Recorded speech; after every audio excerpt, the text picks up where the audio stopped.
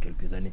C'est ce qu'on appelle l'émergence en réalité, les débuts de l'émergence que nous allons vivre avec beaucoup de joie. Et cela est bien pour la génération future. Okay. Vous avez votre vision aussi de ce message du président de la République. Absolument. Je pense que d'abord, dans ce genre de discours, chaque mot est pesé par le président lui-même, par ses conseillers, par son cabinet. Et donc, quand il parle de constats visibles, donc des progrès, hein, disons-le comme ça, cela sous-entend deux choses. La première chose, c'est que de manière concrète, 2015 sera l'année où l'on verra le résultat des efforts consentis par le peuple de Côte d'Ivoire au cours des 4 dernières années. Et le président de la République a été clair sur la question. En 2015, ce sera l'année des inaugurations. Nous aurons l'inauguration du pont de Boisfly en janvier, l'inauguration des ponts de Jacquesville, de Béoumi, de Bassawa, l'autoroute Abidjan-Grand Bassam, etc. Ce sera également le début du lancement des grands projets. Mise en place du fonds d'aide à la jeunesse, mise en place, augmentation du fonds d'aide aux femmes, le FAFSI, et beaucoup d'autres choses. De manière concrète, les Ivoiriens se rendront compte que le taux de croissance continu, qui était, quand le président Ouattara arrivait au pouvoir, de l'ordre c'était un taux de croissance, un taux de décroissance de moins 5. Oui. De moins 5, nous sommes à aujourd'hui 9% de taux de croissance. Exactement. Et aujourd'hui, les Ivoiriens auront la capacité de le sentir, de voir que les efforts, le taux de croissance dont on parle à longueur d'année, à longueur de conférences de presse, qu'est-ce que cela représente concrètement? Cela représente de nouvelles routes, cela représente concrètement de nouvelles écoles, cela représente concrètement des fonds pour les jeunes, cela représente concrètement la construction de nouvelles entités industrielles pour embaucher, cela représente concrètement la multiplication d'hôpitaux, la construction de nouveaux centres de santé, cela représente également la capacité pour les Ivoiriens de se soigner aujourd'hui à partir d'une cotisation de 1000 francs. C'est ça le résultat visible du progrès qui a été consenti. Alors, des compléments d'information, nous allons, avec la complicité de la réalisation, revenir sur les temps forts de ce discours. C'est avec Sylvie Touré. 29 minutes 30 secondes, pratiquement une demi-heure pour son adresse à la nation. Un discours bilan à une année de la fin de son mandat. L'exercice en valait la peine. Le président de la République, Alassane Ouattara, a fait le point des acquis et se dit satisfait du travail abattu. Nous avons parcouru du chemin depuis la fin de la crise post-électorale en 2011.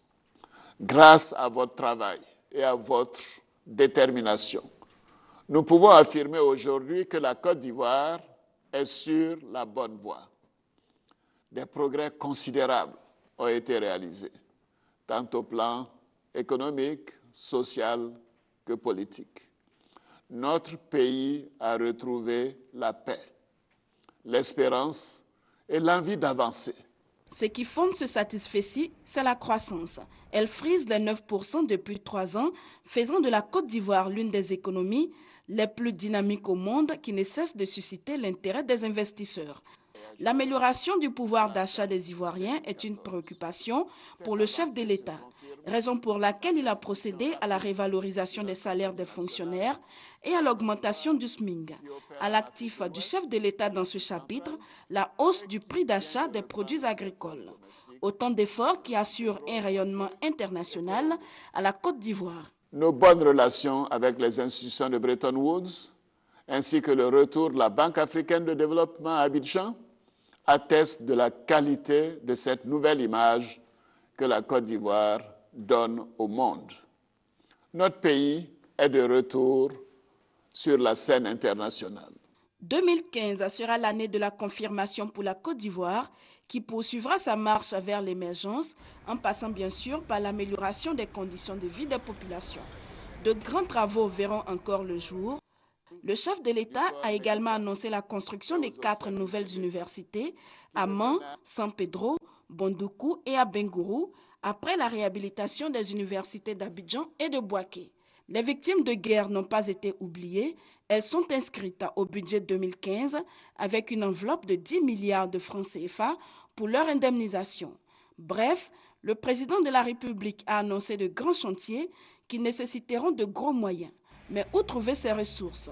certainement dans la diversification de l'économie qui désormais pourra s'appuyer sur un deuxième pilier qui est celui des mines et de l'énergie. En cette année électorale, le chef de l'État, pour finir, a exhorté les acteurs politiques à œuvrer pour la paix et pour la victoire de la démocratie qui passe par la transparence des élections, gage de la stabilité et du développement. Après avoir écouté un tel commentaire, la question que l'on pourrait se poser, c'est de savoir quelle est la stratégie adoptée par le président de la République dès sa prise de fonction. Alors, vous savez, tout mode de gestion du pouvoir s'appuie sur une stratégie, un mode opératoire très clair. Et j'ai essayé de réfléchir, de chercher un peu dans l'histoire moderne des États africains, quel est le pays sorti de difficultés, de plusieurs années de difficultés, est arrivé à initier les différents projets que le président Ouattara initie. J'ai essayé de réfléchir, je n'en ai pas suffisamment connu. Parce que, vous savez, la stratégie que le président Ouattara a utilisée, c'était d'inverser la pyramide, lancer les travaux les plus forts, les plus coûteux, les plus massifs, les plus visibles et les plus pérennes. Et ensuite, dans la deuxième partie de son quinquennat, revenir sur le volet social. Vous savez, l'IDH, l'indice de développement humain, précise qu'au-delà des grandes stratégies brumeuses, géostratégiques, au-delà des grandes théories de relations internationales, le point essentiel sur lequel il faut capitaliser les choses, c'est le social. Oui. Maintenant que les grands chantiers ont été initiés, il faut revenir sur la dimension sociale. Et c'est ce qu'il est en train de faire. Donc faire de 2015 une année sociale, une année de partage, une année de solidarité. Donc 2015 permettra à la Côte d'Ivoire de construire une nouvelle dynamique de solidarité, va permettre à la Côte d'Ivoire de construire une nouvelle forme, un nouveau contrat social. Et ce contrat social-là va aider les Ivoiriens à ressentir au quotidien et au plus proche d'eux les effets positifs de tous les grands investissements qui ont été faits. C'est ça un peu la pyramide inversée que le président Ouattara a initiée au cours de sa prise de pouvoir. Un vaste chantier de développement. Alors, quelle est la contribution de nos députés de l'Assemblée nationale? Bien entendu, l'Assemblée nationale se tient aux côtés de l'exécutif, bien entendu, pour aider le président de la République à la réalisation de son programme de gouvernement. Vous savez très bien que au cours de cette législature, nous avons voté plus de lois souvent en une session que au cours de toute la mandature passée. Je voudrais revenir peut-être un peu rapidement sur le discours du chef de l'État pour en sortir un ou deux points saillants. Ce discours n'était pas seulement un discours de fin d'année, un discours bilan. C'était en réalité un discours programmatique. C'est la dernière fois que le chef de l'État, Alassane Ouattara, s'adresse aux Ivoiriens en tant que président du quinquennat 2010-2015. La prochaine fois qu'il s'adressera aux Ivoiriens dans le cadre d'une cérémonie de présentation des vœux, ce serait certainement en tant que président réélu pour un deuxième mandat. Et dans ce cadre-là, il trace déjà le cadre de sa future action. D'abord, la première partie, il nous montre le cadre à moyen terme de ce qui va se réaliser au cours de l'année. Il parle de 4e pont pour relier Yopougon à l'île Boulé, de 5e pont Yopougon à Tekoubé, l'élargissement du boulevard Lagunaire, etc., etc. Mais il enjambe le quotidien. Il se projette déjà dans le futur. Exactement. Et dans ce cadre-là, il trace les fondements de la Côte d'Ivoire de demain. Il parle d'économie diversifiée, cette fois-ci qui ne s'appuiera plus sur nos ressources agricoles, mais là on parlera beaucoup plus d'économie minière, de l'introduction des NTIC, de la transformation de nos matières premières grâce à la création de zones franches industrielles et commerciales, mais surtout une plus forte implication du secteur bancaire dans le financement de l'économie réelle. C'est un programme de président qui se prépare à gouverner un pays émergent. D'accord, donc nous allons... Ok, voilà. On retourne au palais présidentiel, on va y revenir. De l'économie réelle. C'est un programme de... Deuxième étape de cette cérémonie, le président de la République qui fait son entrée va saluer le corps diplomatique, les représentants des organisations internationales et des chambres consulaires, ceux qui sont bien sûr au premier rang. Les ambassadeurs, il faut le rappeler, représentent des souverains, des chefs d'État et des organisations internationales. C'est donc en leur nom que les vœux en direction du président de la République du peuple ivoirien sont adressés. Au nom de l'intérêt et de l'amitié que portent ces derniers à la Côte d'Ivoire et au peuple ivoirien, le corps diplomatique se retrouve chaque année en face du chef de l'État. Cette année, le corps diplomatique aura un porte-parole, Monseigneur Joseph Spiteri, il est le doyen du corps diplomatique. Avec eux, chaque année, le président de la République fait un large tour d'horizon de l'actualité internationale et donne aussi la position de la Côte d'Ivoire sur certains problèmes qui minent le monde. S'agissant justement de la Côte d'Ivoire, la situation sécuritaire et socio-économique s'est considérablement améliorée. Toutes choses qui concourent aux conditions de retour de nombreuses organisations internationales, des structures de coopération et des organisations diverses à retenir. Par exemple, qu'en 2014, il y a eu le retour effectif de la Banque africaine de développement. Aujourd'hui, tous les signaux de l'économie sont au vert. Les réformes structurelles et sectorielles mises en œuvre ont permis à la Côte d'Ivoire de renouer dans peu de temps avec une forte croissance de 9% depuis 2012. Et le président de la République vient de s'installer. Nous allons recevoir, il va recevoir plutôt les vœux du corps diplomatique et des organisations internationales et chambres consulaires. Et le porte-parole de tout ce groupe, c'est Monseigneur Joseph Spiteri, le doyen du corps diplomatique. Monseigneur Joseph Spiteri, nonce apostolique, doyen du corps diplomatique, a bien vouloir prononcer son allocution.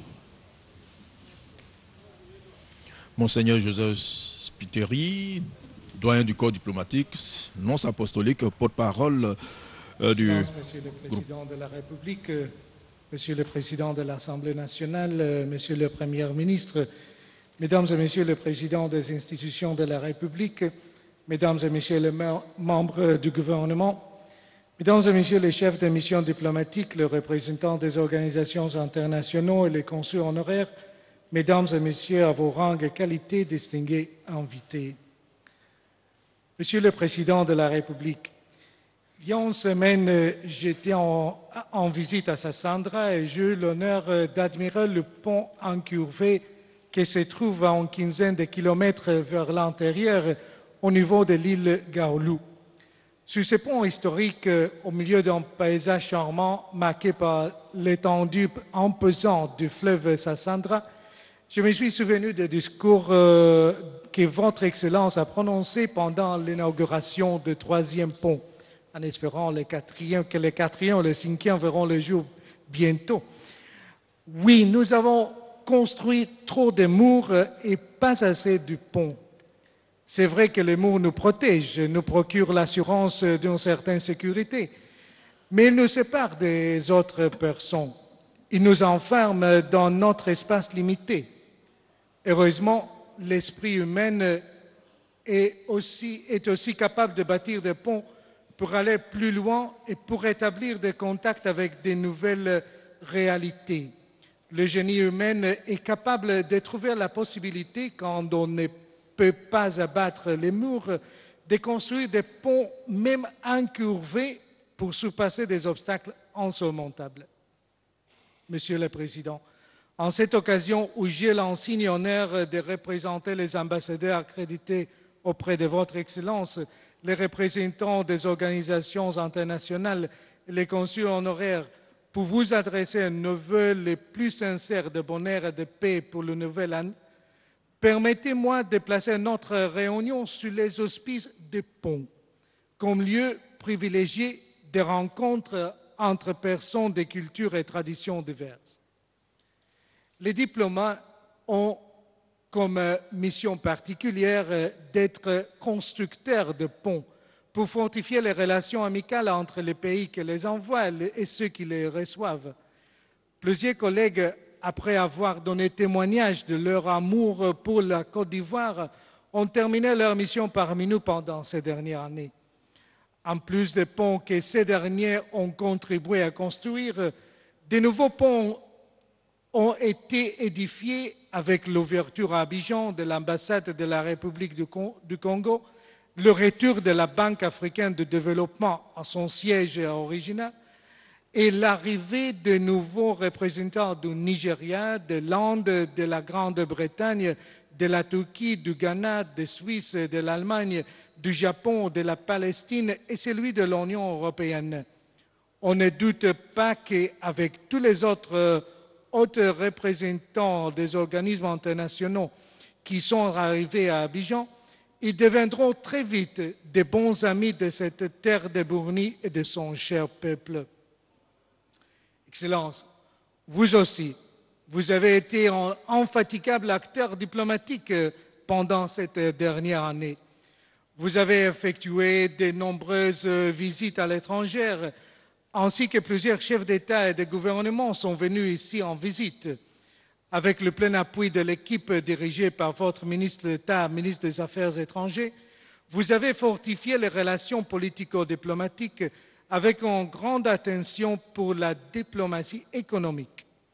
Il est évident que la Côte d'Ivoire et son président sont des acteurs importants sur l'échiquier international, que vous ne ménagez aucun effort pour faire entendre la voix de la Côte d'Ivoire en faveur de la paix, de la coopération internationale et du développement durable, pas seulement dans la sous-région, mais dans tous les forums internationaux. La collaboration internationale a permis à la Côte d'Ivoire de multiplier les projets pour l'éducation, la santé, le renouvellement des infrastructures, la sauvegarde de la nature, comme on peut constater avec la construction des routes, des écoles, des dispensaires, des hôpitaux. En plus, la mise en œuvre de la couverture maladie universelle, ainsi que toutes les politiques menées à l'endroit des femmes et des enfants, témoignent clairement de la volonté de votre Excellence de servir les citoyens les plus vulnérables. On peut mentionner en outre l'ouverture de la gendarmerie aux femmes, le financement des activités génératrices de revenus grâce au fonds de la Première Dame et la lutte contre les pratiques nocives et contre toute forme de violence et d'exploitation faite aux femmes et aux enfants. Certainement que nous serions tous plus heureux si nous pouvions constater que la vitesse qu'on observe dans le développement économique est la même dans les processus de réconciliation nationale, dans la réalisation des projets favorisant l'élimination de la pauvreté. En invitant la Côte d'Ivoire à continuer dans ses efforts pour améliorer le climat des affaires afin qu'elle puisse attirer plus d'investisseurs, réaliser son ambition de devenir un pays émergent, nous réitérons notre souhait que cette croissance soit inclusive pour bénéficier l'ensemble des Ivoiriens. Pour traduire ces rêves en réalité, il sera nécessaire d'avancer encore sur les chemins difficiles, mais pas impossibles, de la réconciliation nationale. Nous voulons donc féliciter la Commission Dialogue, Vérité et Réconciliation pour le travail énorme abattu et les résultats publiés. Nous souhaitons que de nouvelles initiatives puissent être mises en place pour consolider la paix et la fraternité. Nous encourageons aussi l'autorité pour le désarmement, la démobilisation et la réinsertion à poursuivre ces efforts. La Côte d'Ivoire n'a pas besoin des chefs de guerre, mais des chefs d'entreprise, des chefs d'initiatives sociaux. La réconciliation va de pair avec la justice et la réparation due aux victimes, quel que soit du côté que soit. Parce que le sang des victimes ne change pas selon le couleur de la peau ou du parti politique, mais toujours rouge. La garantie effective de la dignité de la personne et la sauvegarde des droits fondamentaux dépend du respect absolu de la loi, égale pour tous. La justice impartiale et équitable doit être expédiée avec une certaine vitesse. Tous les corps diplomatiques encouragent le gouvernement à organiser des élections présidentielles libres, transparentes, crédibles et inclusives dans un climat apaisé. Nous saluons de tout cœur la reprise du dialogue politique avec l'opposition et nous souhaitons que la Commission électorale indépendante accomplisse fidèlement sa mission délicate mais fondamentale en faveur de la démocratie. Nous réitérons notre appui à toutes les forces politiques de la Côte d'Ivoire, particulièrement à l'opposition, en les invitant à opter pour la voie des urnes, lieu privilégié de l'expression des aspirations démocratiques d'un peuple, et à participer à l'élection présidentielle et aux autres élections. La politique de la chaise vide ne sert ni les partis politiques, ni la démocratie, encore moins la population. Nous devrions avoir la créativité et le courage de construire parfois un pas incurvé pour arriver à établir un dialogue avec ceux qui professent des idées différentes et avec nos antagonistes politiques, sans les considérer jamais comme des ennemis. C'est dans la confrontation respectueuse des idées que nous pouvons trouver des solutions meilleures et plus inclusives. Monsieur le Président, le gouvernement n'est pas seul à faire face aux défis sociaux. Les partenaires internationaux, la société civile et les organisations d'inspiration religieuse voudraient vous aider et vous prient de ne pas les considérer comme des rivaux, mais comme des vrais collaborateurs avec le même but de servir les citoyens. Cette collaboration peut contribuer à l'avance d'une économie civile en Côte d'Ivoire, de la même façon qu'elle a toujours soutenu l'éducation, la santé et les projets sociaux. Récemment, les mesures prises par le gouvernement pour prévenir la maladie à virus Ebola. Le corps diplomatique voudrait, sur ces derniers points, saluer la réaction immédiate et très bien organisée du gouvernement, ainsi que la réponse de la population ivoirienne qui a compris la gravité du virus Ebola et qui respecte consciencieusement les consignes des autorités. Permettez-moi aussi de saluer et féliciter votre infatigable Premier ministre, M. Daniel Kablan-Duncan, pour son travail inlassable et efficace dans la conduite des affaires du gouvernement, inclusivement la lutte contre cette terrible maladie. Nous souhaitons qu'en 2015, on puisse trouver des remèdes effectifs au virus. Le soutien de la communauté internationale, la solidarité manifestée par la Côte d'Ivoire à l'endroit des pays voisins, en maintenant ses liaisons aériennes et en établissant des corridors humanitaires, témoignent encore une fois de l'importance de la fraternité et de la solidarité. Effectivement, c'est la fraternité, si chère aux Ivoiriens et aux Ivoiriennes, la vraie force qui peut maintenir solide et équilibré le pont de la gestion politique, économique et sociale dans le profond respect de la dignité de chacun et de chacune.